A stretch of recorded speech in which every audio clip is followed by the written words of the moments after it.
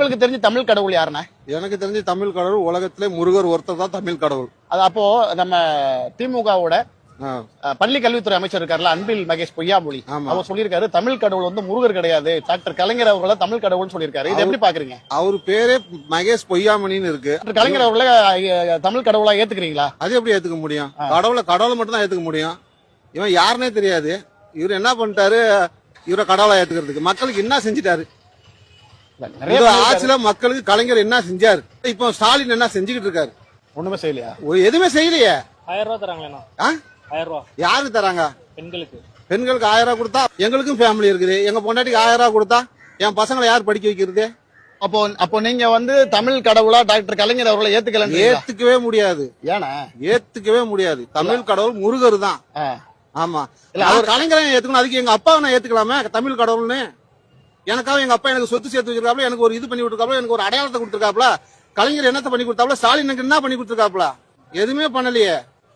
நான் எங்க அப்பனை கும்பிடலாம், நான் கடவுள்னு எங்க அம்மா நினைப்பேன், எங்க அப்பாவை நினைப்பேன் கடவுள்.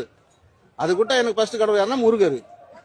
நான் ஏன் கலைஞரை நான் கடவுளா நினைக்கணும்? இல்ல, சமீபத்துல பாத்தீங்கன்னா அவங்க கடவுளா நினைக்க போய் தான் வந்து சிறுவில்லிபுத்தூர் கோபுரத்தை வந்து அவங்க சமாதியில போட்டு மாலை மரியாதை செலுத்தாங்க. ஆனா கடவுளா பாக்குறோம் அப்படின்னு சொல்றாங்க. நீங்க எப்படி பாக்குறீங்க?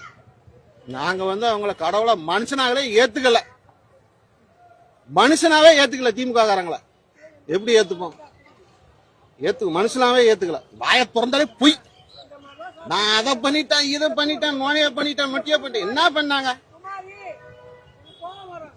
எதுவுமே பண்ணல. மக்களுக்காக எதுவுமே செய்யல. கடன் வாங்கி வச்சிருக்காங்க. 4.5 லட்சம் கோடி கடன் வாங்கி வச்சிருக்காங்க. அதுதான் பண்ணிருக்காங்க. பெருசா பண்ணிருக்காங்க. வேற எதுவுமே பண்ணல மக்களுக்காக. இல்ல, நீங்க நிறைய மக்கள் நல்லது பண்ணிருக்காங்கன்னு சொல்றாங்களே. மனசாட்சி இருக்கவன் எவனும் பேச மாட்டான்.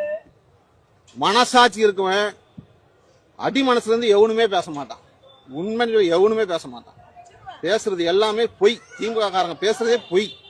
முழுக்க முழுக்க அபாண்டமான பொய். இப்போ நீங்க சொல்றீங்க அவங்க எதுவுமே பண்ணல அப்படின்னு சொல்லிட்டு 2026லயும் திமுக தான் வரும்னு சொல்லிக்கிட்டு இருக்காங்க. சூப்பரா வரும். சூப்பரா தெளிவா வரும். செருப்பால் அடிச்சு வெளில தள்ளுறாங்களா இல்லையான்னு மட்டும் பாருங்க. 10 சீட்டு வாங்குறாங்களான்னு மட்டும் பாருங்க. இருக்கிற தொழிலாளி, விவசாயில இருந்து ஆட்டோ ஓட்டர்ல இருந்து கூலி தொழிலாளர் வரைக்கும் செம்ம காண்டுல இருக்கிறான். இவர் செய்வார். யாருக்கு செய்வார்? பெரிய பெரிய கம்பெனி தொழிலதிபர் அதுங்களுக்கு தான் செய்யறாரு. ஏழை எளிய மக்களுக்கு ஒரு பைசா செய்யல. 1000 ரூபாய் போடுறாங்க. நான் ஒரு நாளைக்கு 300 ரூபாய் குடிக்கிறேன். வருஷத்துக்கு இவ்வளவு போகுது. என்னால குடிக்க ஒன்னும் பண்ண முடியாது.